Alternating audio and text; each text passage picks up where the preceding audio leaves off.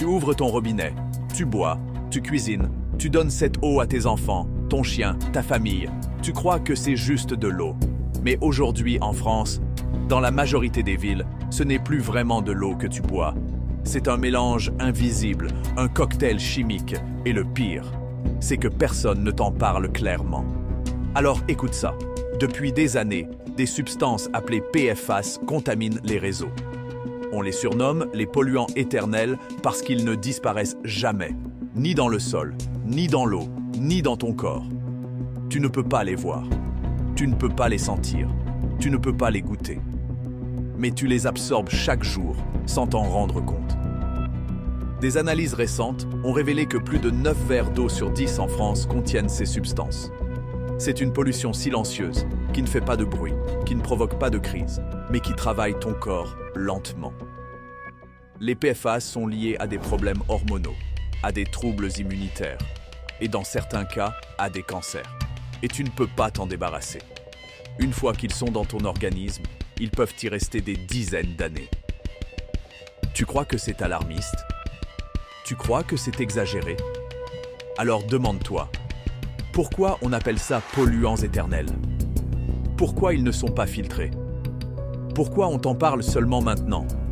Parce que cette eau qui coule dans ton évier semble claire, pure, propre. Mais elle ne l'est pas.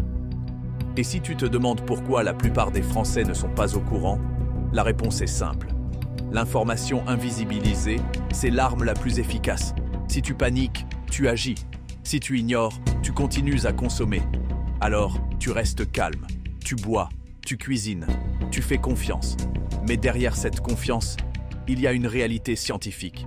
Les PFAS ne viennent pas d'un volcan, d'un phénomène naturel, d'un hasard biologique.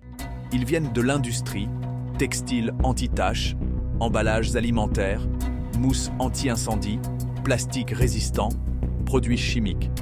Et ces produits, tu les consommes, tu les utilises, puis ils finissent dans les sols, puis dans les nappes, puis dans les réseaux. Et quand tu ouvres ton robinet, ils arrivent jusqu'à toi. Tu veux savoir le pire? Même bouillir l'eau ne les enlève pas. La chaleur tue les microbes, pas les molécules chimiques. Alors tu penses que tu peux filtrer? Oui, mais pas avec un simple filtre carbone, pas avec un filtre bon marché, pas avec un Brita acheté au supermarché. Parce que ces molécules sont trop petites, trop tenaces, trop résistantes. Et aujourd'hui, la France n'a pas la technologie pour tout éliminer. Tu comprends ce que ça veut dire? Tu bois quelque chose que tu ne peux ni éviter, ni voir, ni prévenir. Alors maintenant, tu te poses une question logique. Pourquoi personne ne nous l'a dit plus tôt? Parce qu'une population consciente agit. Une population informée demande des comptes. Une population inquiète remet en question. Et nos sociétés n'aiment pas les individus qui se posent trop de questions. Alors, on minimise, on rassure, on fait semblant. Et pendant que tu crois que tout va bien, ton corps accumule ce que tu ne vois pas. La prochaine fois que tu rempliras une casserole, la prochaine fois que tu boiras un verre d'eau, demande-toi, est-ce que l'eau que je bois est vraiment potable? Ou est-ce juste une version moderne du mot acceptable? Parce que potable ne signifie pas saine. Potable ne signifie pas pur. Potable ne signifie pas propre. Potable signifie juste acceptable pour la population.